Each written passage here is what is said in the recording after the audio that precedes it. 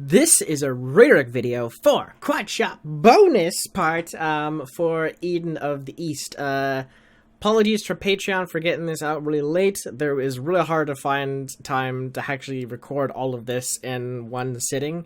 It took me a couple weeks in order to find enough time in one sitting to watch all of this.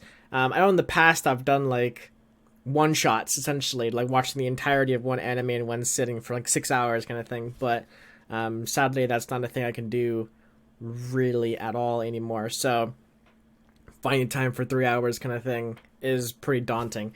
Anyways, if you want to watch my reaction to the two movies of Eden of the East, 3 hours long, click in the link in the description below to go watch my reaction. The rest of this video, click away now if you haven't seen my reaction or whatever like that. The rest of this video is going to be my review of these two movies and the show entirely kind of thing. So go ahead and click away now or be spoiled as to what happened in these movies. Okay, so very cool series. I like the whole concept a lot. I wish they would have done more with the siblings. The girls, who was like overwatching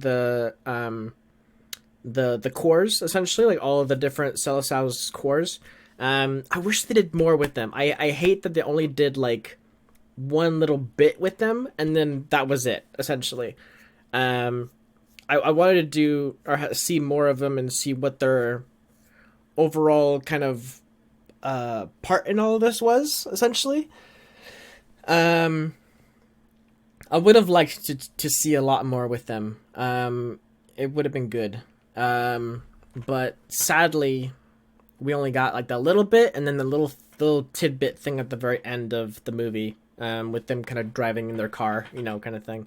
But they were cool. I liked them. I wanted to know more about them and everything, and all the Juices and everything, and all the cores and why they're different, and whatever like that. Like I want to know more. It's like I have theories about like why Juice at first seemed to be very one personality kind of thing, but then we learned over the course of these movies and everything that there are other Juices that have different personalities, and I kind of wanted to know more about that and like why number 6's was very mean and everything was like because of his requests, and she was getting irritated like that his requests were not possible, and then that just kind of developed into her personality being very mean to him kind of thing, or did Juice just not like number 6 kind of thing, and that was just like a given thing that with that Juice in particular that she didn't like him that much.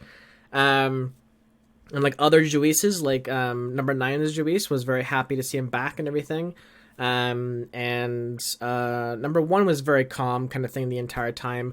Shoot, who was the one Juice that was super giddy and happy?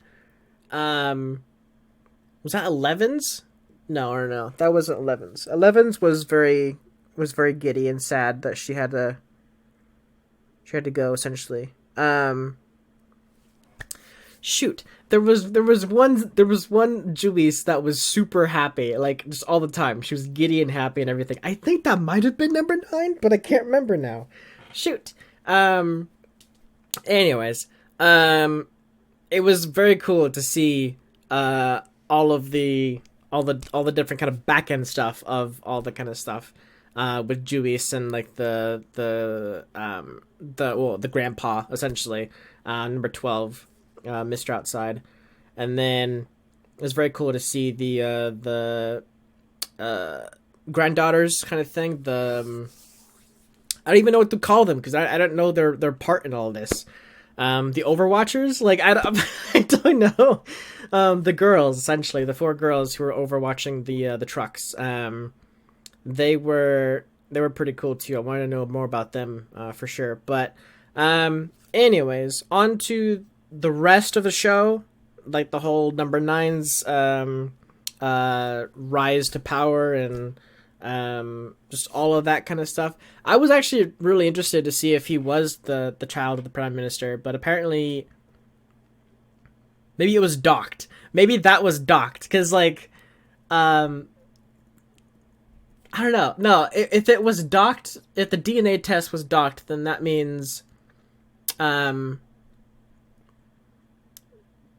yeah, that means Juice had no play in it because Juice's goal was to make him seem like the illegitimate child of the prime minister, kind of thing. So if Juice had any part in it, then that document should have shown that he was indeed the child of the prime minister. Um, so that might have been like a paper trail kind of thing. So yeah, I'm wondering about the photo though, and like the mom, the girl, whatever, with the Shiba dog. Um, interesting all around. There's a lot of stuff that like they left hanging, but a lot of stuff that was concluded. Um, well, number nine's apparently still doing his thing. He's met up with 12, and is now, on like I shouldn't say the warpath, but like he's getting favors with Mr. Outside, to put his plan into motion, or some kind of plan into motion kind of thing, since he's won. And apparently he was the only one that we know of. Well, not the only one. I know like oh god, what was he? The one who launched the missiles, who had the gun, who shot number one. He broke his phone, so he never got to hear that the game was over. And then I guess went to the place to kind of interfere with whatever was happening there, but then ended up getting or shooting a couple times and then getting hit. Number 6 was really funny. He was apparently in jail because of his flamethrower, which is weird. They let him keep his phone. Like, that's weird. But okay. But yeah, I'm hardcore thinking that number 11 still has all of her memories. Cause like she was listening to the phone call from Mr. Outside saying the game's over, and then she kind of just put the phone down or away, kind of thing. She just like, she put away the phone, and we didn't get to see what happened after that, but the phone was away from her ear. So the, memory wipe kind of whatever it was, didn't happen, to her. So I think that's my theory, at least, like, because it was really far away. She didn't hear the beeps and the bloops and whatever like that to like trigger the memory thing in her mind. But yeah, very, very interesting. And I'm guessing number 9 wasn't affected because he was the definitive winner, like, of the game kind of thing. He was the one that made Mr. Outside think, that's good, I like what he's doing. He's the ultimate winner of the game. Didn't want him to lose his memory at all. Everybody else, they were okay, at least, kind of thing. So I'll just memory wipe them and they can live. It's fine. Because I don't think he was like, he's a killer. I don't think he purposely was going to kill everybody. I think his initial goal was to have that sort of thought in the back of everyone's mind, so they would play the game and not just ignore it and whatever. And the supporter, there's a supporter out there who's gonna kill you, kind of thing. I feel like that as well was also just a scare tactic kind of thing to kind of get them to play the game. Like the doctor guy, his balance went to 0. And then there was like the supporter, like in his room essentially, but it turns out he just got a memory wipe and he's good to go. So, no one really died from the supporter. I don't think the supporter killed anybody or anything or, whatever. I think the only couple people who died was because they got shot or because they got, run over by a car or, something like that. There's other causes of death that happened throughout, but it wasn't the supporter who ended up killing him. So I don't know. But overall, really cool story, really cool premise. About like a very like billionaire wealthy businessman wanting to kind of change the world for the better, because the new generation was coming in with a lot more ideas and way of thinking that changed the world because of their way of thinking and so on and so forth. And he wanted ideas and everything to kind of meld them and the older generation together, kind of thing, in a way, so everyone lives in harmony, essentially. Because he was saying that, like, the older generation, they had everything planned out and everything was going well, and then the new generation came in and it didn't mesh well with their kind of thoughts and everything because of their progress, kind of thing. Which, if you think about it, every generation that's new into the world, kind of thing, they're always going to have new and better thoughts and everything, because that's just how humanity works. It's like every time you think you have everything sorted out, the next generation will have brand new ideas and thoughts and everything like that, because there's no way you can think about or everything in one lifetime. There's no way. So that's why, like, the new generation, they grew up in this world where everything was great and, whatever, and they saw the flaws in it. And they saw the things that they needed to change, and, like, stuff that shouldn't be the way they are, but they are, and they should be fixed and changed, and so on and so forth. So that's what kind of brought this whole game about, was that he wanted new ideas to how to fix it, apparently. So he gave 12 people, minus himself, essentially. So 11 people, 10 billion, I think that was the amount, to fix it, essentially. Like, because they have new ideas, they're like the new generation. They should know better how to fix the current generation's progress and everything for the better for everybody. So he gave 11 people the money to do so, and sought to just sit back and watch. It's very interesting that he, this entire time, was just a cab driver. I would have liked to see more of that, like, as a hint at the very beginning of the series,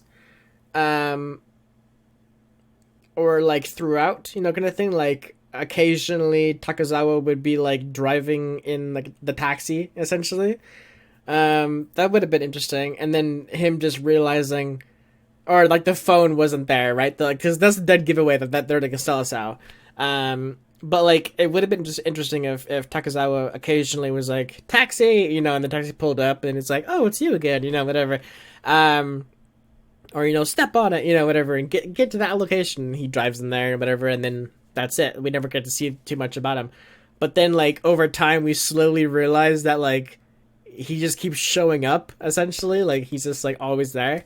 And like, that would have been just so cool, like, to see this, to have him just always in the show, but, like, we never really know why. Like, he's just a guy, who's just always seems to be there. But I think that might have also been too much of a clue. Like, that is Mr. Outside. But I think maybe like once or twice. Once or twice is fine. If they would have teased his cab, like, even if they didn't see his face, right? Like here, I'll hail a taxi, and it's like, hey, taxi, and then they get into the taxi and they drive away. You don't see like the face of the driver. You just see the cab, because his cab was very specific. It was like his cab. It wasn't a yellow cab. It wasn't like anything like that. It was literally his own cab service. So maybe the first time, like, showing his face, kind of thing, like, oh, where to, whatever, or like the back of his head, and then they're like, oh, let's go over there, like, okay, they drive there, whatever, and then let him off, and the show continues, and a couple episodes later, they want a cab, and they hail him down, and the cab pulls up. You don't get to see the driver's face or back of the head, kind of thing, whatever. They just get in and drive away, and then they cut to their place where they are. But that would have been really cool if that was the case. Because that would have put pieces in everyone's mind, or little clues as to who Mr. Outside was, if they would have done something like that. But instead, they left it for the movies, because all throughout the series, the episodes and everything that we got to see, we never got to see anything hinting at Mr. Outside. I don't think, at least. We had the doctor who kind of showed what it was like to start the process of being a Seleção and everything, with the whole kind of knocking them out and the whole, droid and the speech, that kind of thing. but we never got to see anything from Mr. Outside or the girls, the granddaughters of Mr. Outside, or anything like that. I mean, we saw the trucks that like all pulled away, all the Juice's cores and everything, and like the building that they were housed in, kind of thing. But they were, it was never really hinted at who Mr. Outside was, or and whatever. They thought he was dead at one point. They thought he was still alive. Ideas and thoughts and hints about him being the supporter. And then number 1 claimed that he was number 12, the supporter, and then like that was Mr. Outside. He was a supporter, kind of thing. So like there's a lot of like misinformation about who he was, if he's still alive, or so on and so forth. So it was very, very interesting. Also pointing out too as well that number 2, I think it is, the old lady in the hospital, she apparently knew who Mr. Outside was, or claimed to know, kind of thing. She just sent chocolates to Auto Taxi or something like that, and that's what kind of clued him into like going to find Mr. Otto. So yeah, there's a lot of cool stuff in the movies for sure, but some really cool story nonetheless. Throughout the whole series and the movies combined, kind of thing. It was a very, very cool series. The cool premise, for sure. I could definitely see the whole story wrapped up, but at the same time, it would be kind of interesting to see if they kind of restart the game, like with 12 new phones minus 1, and kind of see 12 more people's like journey to like whatever. I would have liked to see the origins of all the 12, or the 11 I should say, like where they were when they met Otto. Like, were they in a taxi with him, kind of thing? Because I don't think 11 would have been in a taxi, seeing how she was like very proper already, kind of thing. You would think she had her own like private car, essentially. Number 1, maybe I can see the same thing with him. Like, maybe at one point in time, maybe he needed a taxi, kind of thing. But like, there's a lot of people like that I would have liked to see their origin into the program. Like, just like a quick flash forward, kind of like sped up montage of like all of the 11 people meeting Otto. We know 9. We know his origin. He wasn't actually a patron of the taxi. He was literally just a paper boy who had interesting ideas to Otto, which sparked his interest. Essentially, like, he's number 9. He's gonna be in this, kind of thing. But I would have liked to see the other origins, essentially. And like how number 2 met with him, because number 2 seemed to be like bedridden, and maybe not bedridden, but hospitalized at least, maybe due to age or whatever happened during the game, essentially. So yeah, very interested. Also, yeah, why her in particular?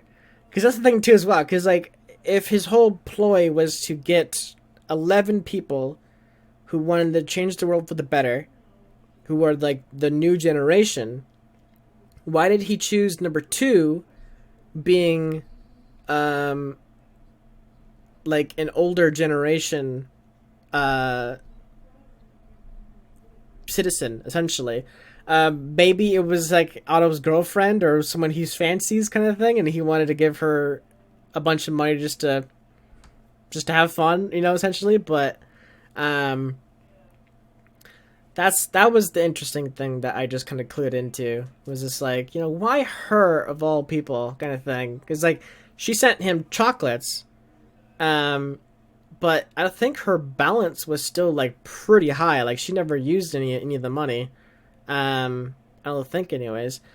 I don't know. There's a lot of information about like each of the Celestials and everything, and we didn't even get to see like 3 or 4 of the Celestials. There was like 3 or 4 Celestials that were just like mysteries. Like, freaking who knows who they were. Like, they were just there. like they none of their jobs or whatever seem to really matter in the long run. Whatever they did with their money, essentially, like no one really clued in. Like, oh, look, it's number, whatever. It seems he's doing this. None of that. They're just like, yep, they're just there. They're just numbers, not doing much at all. So, I don't know. We got to see the picture. Oh yeah, I wanted to see the picture again because I wanted to remember more about that. Let me pull it up real quick. Eden of the East, the 12.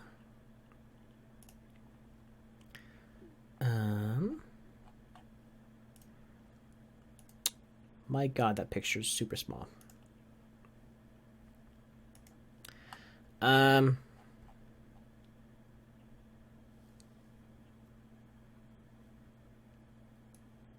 That's how you pronounce Celisau? Jesus.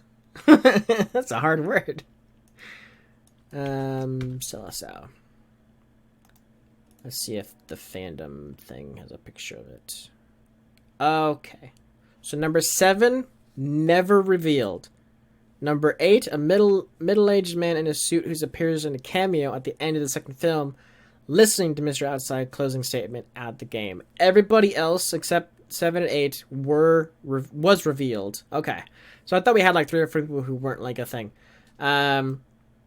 So number 1 obviously was the politician. Number 2, okay, sorry, excuse me. Number 2 was the beanie guy, who had like the yacht and everything. I guess a rich kid.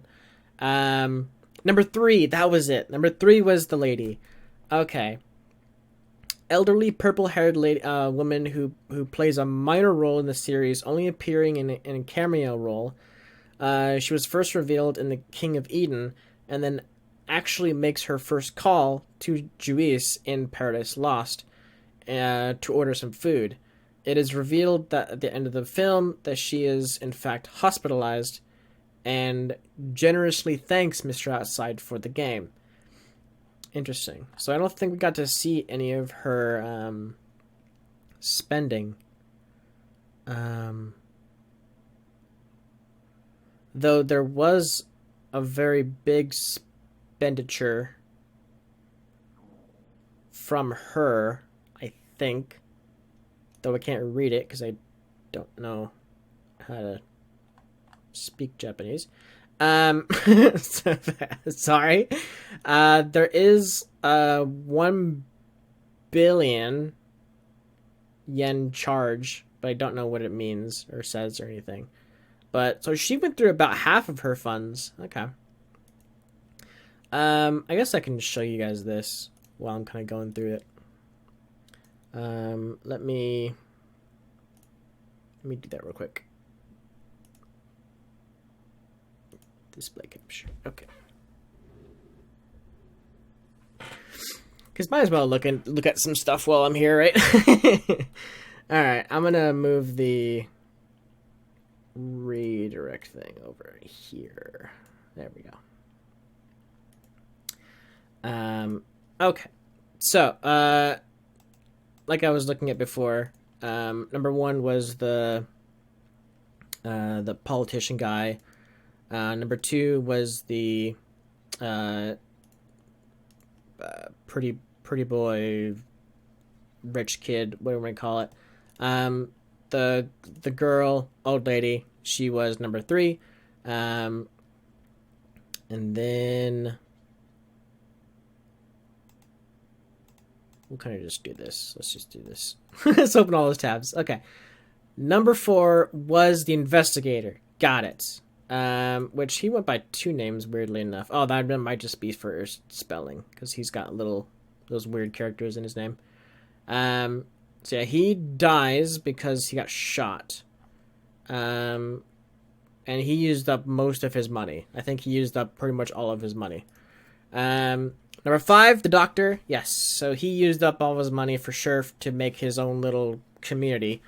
And ended up getting mind wiped. So that's that. Number 6, of course, wanted to make a movie about number 9, and I don't know why he specifically wanted number 9 like to be part of his movie, but that's him. There you go. Let's see. Number 6, or is Silastan number 6, and he first appears in The King of the Eden. He tends to make a film, the ideal movie, with Akira and Saki as the main characters, and to ultimately kill them in such a way that has never been seen in film. For that reason, he causes them a lot of problems, especially for Saki, because he figures that the prince will come to save the damsel in distress. So yeah. His ill-conceived plot is foiled thanks to Saratatori's successful extraction, number 11, yeah, of Tokuzawa's and Saki's in her in her car, I guess, yeah. Interesting. I would have learned like more information on the sidebar here to see like his like remaining balance, you know, that kind of stuff. That would have been just interesting. Number 9, of course, the prince. Number 10, he's the one who broke his phone. Was the perpetrator responsible for the missile fired on Careless Monday? Despite this, Yuki was very meek and shows hesitation when forced to assist in the silencing of panties. Yeah, he didn't really seem like a killer. I mean, at the very end, he was kind of forced to be, essentially. But yeah, he was being used by number 1. Yuki's motivation for Careless Mondays was an act of revenge against a society he hated. Okay, I guess there was some hatred there. He was forced to work to support his ill parents and felt cheated by the system. Interesting. In King of the Eden movie, he breaks his phone in a bid to evade Mononobe, who is tracking him, resulting in his elimination from the game. He soon becomes obsessed with getting revenge against Takuzawa.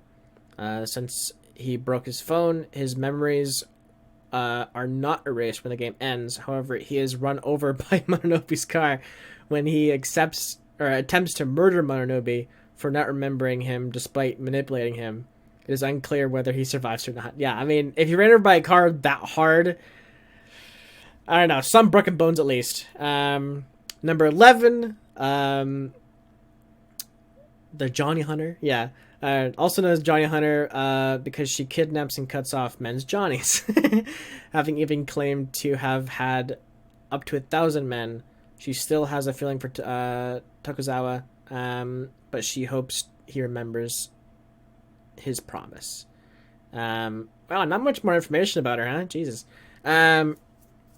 But yeah, she was. I'm sure she's still out there with her memories. I don't think she lost her memories at all. Just for the sheer fact that she put her phone away from her ear at the time. And then, of course, Mr. Outside. A powerful businessman who helped build post-war Japan. He's later revealed to be Mr. Outside, number 12. Salsa number 12. An unseen and mysterious character, he chooses 11 Japanese citizens as Selesaos and gives them the phone with their mission to bring stability to Japan in whatever manner they wish. However, he warns that he will send a supporter to eliminate any Selesao who uses up their money before they can complete their mission. Acts selfishly, idles for an extended period of time, or breaks his rules. Very interesting. Very interesting. So, yeah. I would have liked to see him in the series at least once or twice as, like, a taxi driver. Like, no one in particular. No, nothing special about him kind of thing. Just, like, a background character. Like you just to the back of his head. Like, that's it. Like, something. Some, like, innate sort of thing. And then freaking the girls, too, as well. I wanted more about them. But, yeah. Very interesting all around. Oh, yeah, Juice. Character for Juice. It's a collection of artificial intelligences with a female voice who speaks to the Solosaurs and carries out their orders for them. In the movie, Juice acts differently based on their Selasau, like praising Akira for being a great king, sorry, instead of very motherly, or getting into arguments with number 6 and actually denying his requests. Yeah, in Portuguese, the word juiz can be translated as judge, alluding to its impartial nature and role as an executor to the Selasau's justice. Interesting. Derice's voice appears to be based on the Mr. Outside's four near identical granddaughters. Yeah. But actually have names? I didn't even know that. Akane, Fumi, Yuko, and Akiko Otto, who are often seen near the Juice's trucks, one of them delivering Mononobe an empty bottle. Yes, we did see that. Okay, that's the kind of like little hint kind of thing that I would have loved to see more of in the series, because we got to see that when Mononobe found the cores. They moved the cores, or 12 moved the cores. That was like the only thing 12 did, was like move the cores, whatever. So the cores were moved, and one of the girls, they don't really say who or which one, but yeah, one of them did go into the room and hand him a bottle saying like congratulations and something like that, and then walked out. And then I assumed that was Juice, like the Juice, but like, yeah, it ended up being like an artificial intelligence kind of thing. I kind of went sidetracked and like completely forgot about that until now. My goodness. That was the only clue then that there were others, kind of thing. Like, well, I mean, there was no clue that there were like quadruplets or whatever like that, but very near identical. That's very interesting. Very, very, very cool. What other kind of fun things we have? I'm all interested now. I'm like, oh, let's see who's here.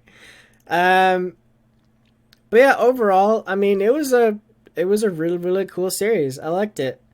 It got me hooked right away for the sheer fact of like the whole memory wipe thing and like the missiles and like all this kind of like background world building stuff that we never got to see right away. But they talked about it, like Careless Monday and like what happened there, and you're like, oh, what happened there? And then the cell cells and the phones and like Juice and like the amount of like freedom you have with the money given to you and like all this kind of stuff. So yeah, it was a very, very interesting anime for sure. So I think that's pretty much it really for my kind of review. It was good.